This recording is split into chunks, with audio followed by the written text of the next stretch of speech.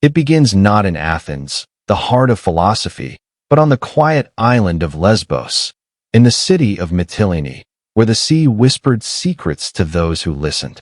Among the marble courtyards and olive groves, a woman was born who would one day shake the very foundations of the Greek philosophical world.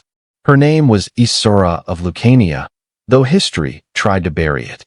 For centuries, she was a ghost in the margins, a shadow behind the towering figures of Plato and Aristotle.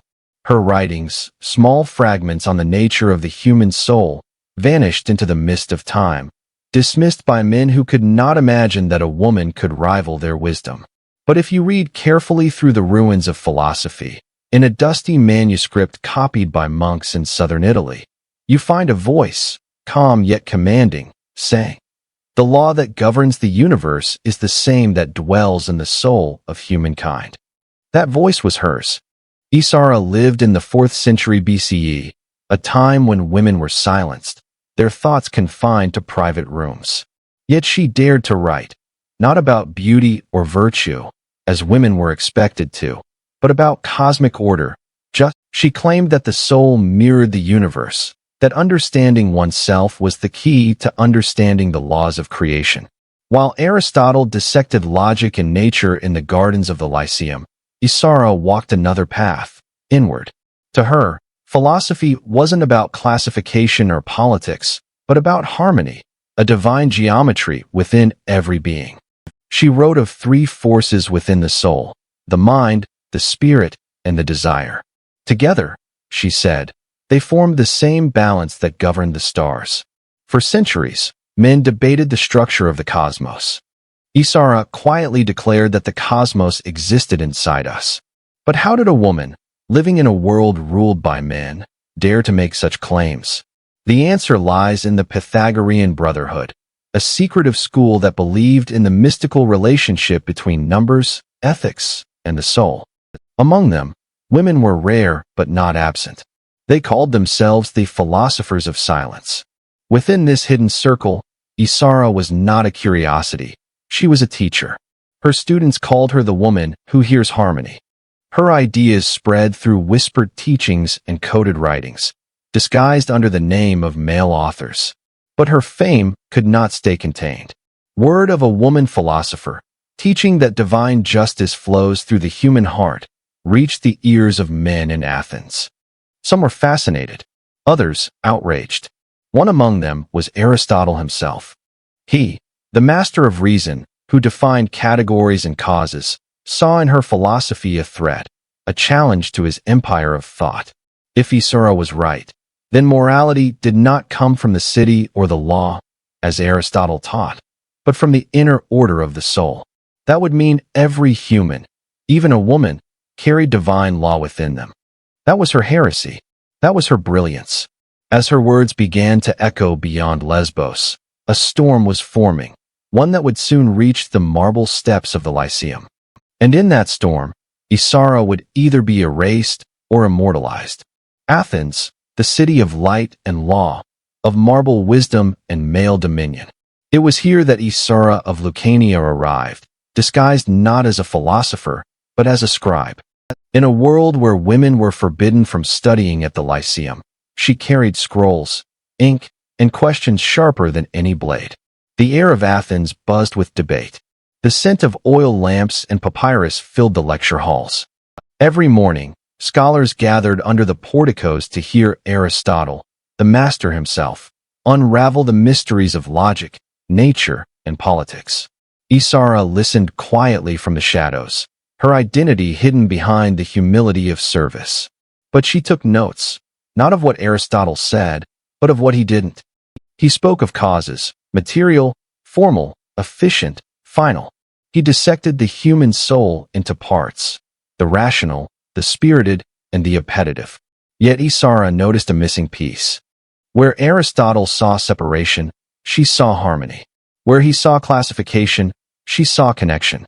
To her, the soul was not a hierarchy of parts, but a living unity, a mirror of the cosmos. The same rhythm that guided the stars, she believed, pulsed through the human heart. And so, she began to write, secretly, in candlelight. Her work, on human nature was not meant for glory. It was meant for truth. The soul, she wrote, is a divine law written within man. To know oneself is to read the universe. But knowledge, in Athens, was not neutral. Word of her manuscript spread quietly through the philosophical circles.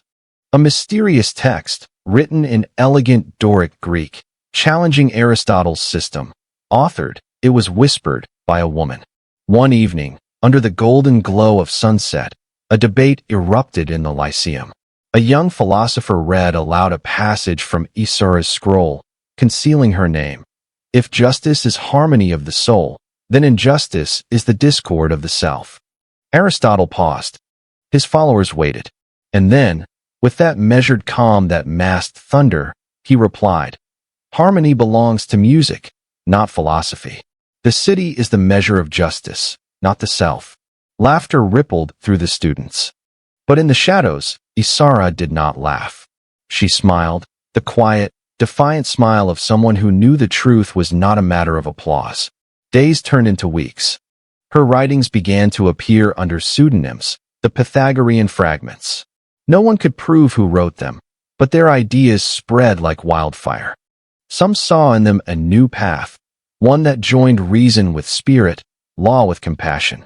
Others saw a heresy that could destroy the authority of Aristotle's doctrine. Among those who secretly admired her work was Theophrastus, Aristotle's own successor, a man of gentler temperament and wider curiosity. He arranged a secret meeting. In a quiet garden, hidden from the eyes of the Lyceum, he asked, "Are you the one they whisper of, the woman philosopher?" Isara met his gaze. "I am the one who listens to the harmony they refuse to hear." Theophrastus warned her, "Aristotle will not forgive this challenge.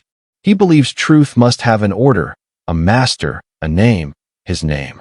Isara replied, "Then truth shall remain nameless."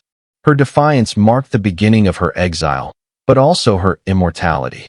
For the next move in this silent war of ideas would not be fought in debate halls, but in the secret chambers of philosophy, where truth was hidden and names were erased. It began as whispers, carried through the marble corridors of Athens, whispers that a woman had written a treatise that dared to correct Aristotle himself. The scroll was circulating among scholars under a false title, on the law of the soul. Its author remained unnamed. But every line, every rhythm of its thought, bore the unmistakable hand of Isara of Lucania. The text struck like lightning. In it, she proposed that the universe and the human soul followed the same mathematical harmony, the same divine order.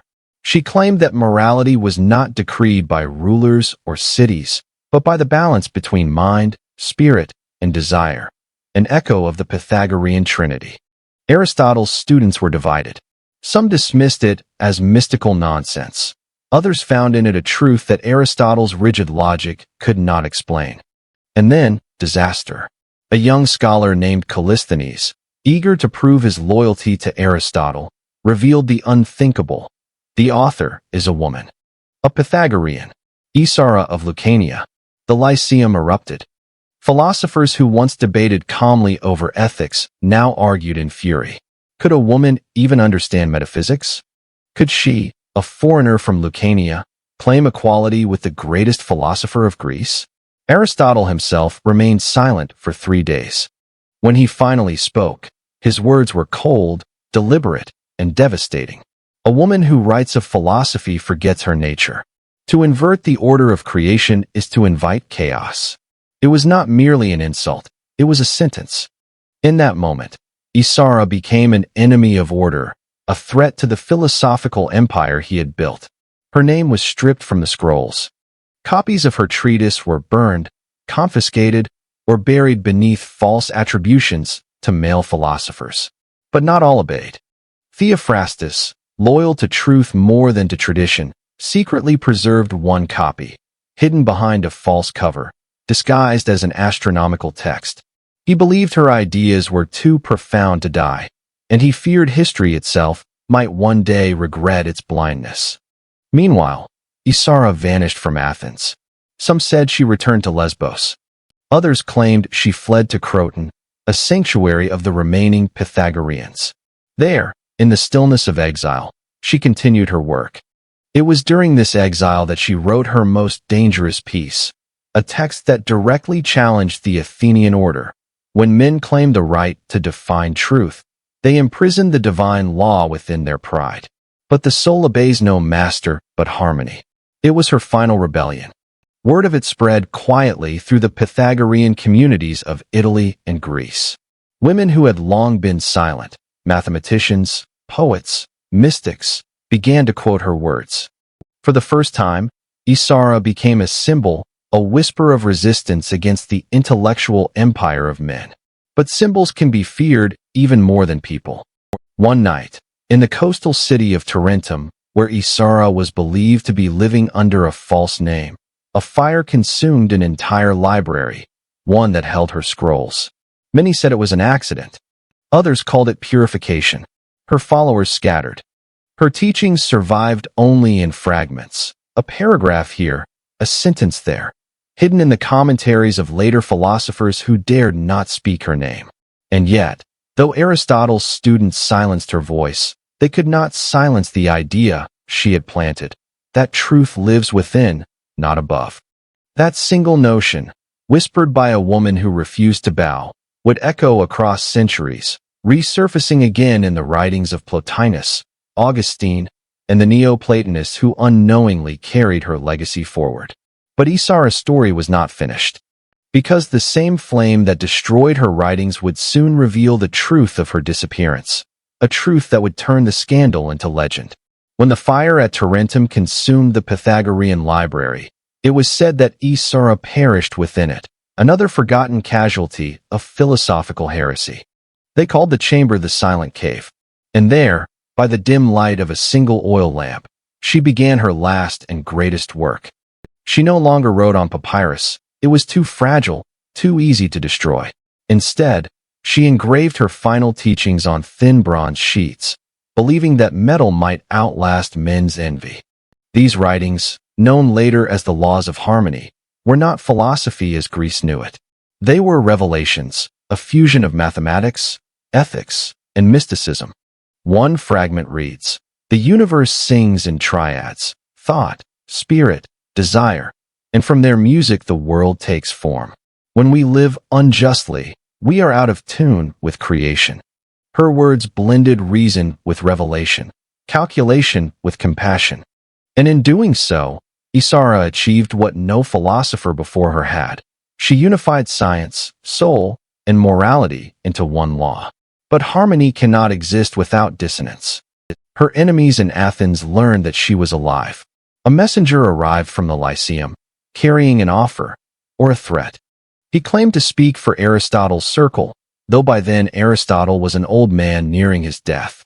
The messenger said, "If you return to Athens and renounce these writings, your name will be honored among philosophers. If not, you will remain a ghost." Isara laughed. "I was a ghost the day I was born a woman." That defiance sealed her fate. She never returned to Athens. Instead, she sent a final message to Theophrastus, her one ally within the Lyceum. In it, she wrote, "When they speak of harmony, remind them, the lyre that sings of truth cannot be owned." Theophrastus, moved by her courage, swore to preserve her bronze writings. But he was betrayed. Before he could act, agents of the Athenian order confiscated the relics and melted them down, claiming they were pagan instruments. All that remained were a few copied lines, smuggled by her disciples to Syracuse and Cyrene, where they would sleep in silence for nearly 6 centuries. And yet, her ideas refused to die. Centuries later, Cicero would write of an unnamed Pythagorean woman, whose words on justice rivaled the masters of Greece. Augustine would echo her belief that the order of the soul mirrors the order of heaven. Even Plotinus, founder of Neoplatonism, unknowingly carried her torch when he declared that the soul contains all things within itself. Isara's legacy had survived, not as a name, but as a frequency, vibrating beneath the fabric of Western thought. But history, ever cruel to its prophets, forgot her face. The scholars who cited her erased her identity. Her teachings became anonymous wisdom, stripped of the woman who had birthed them. Until 1,000 years later, a monk in southern Italy uncovered a fragment in a forgotten library, a single page inscribed in fading Greek. Justice is harmony.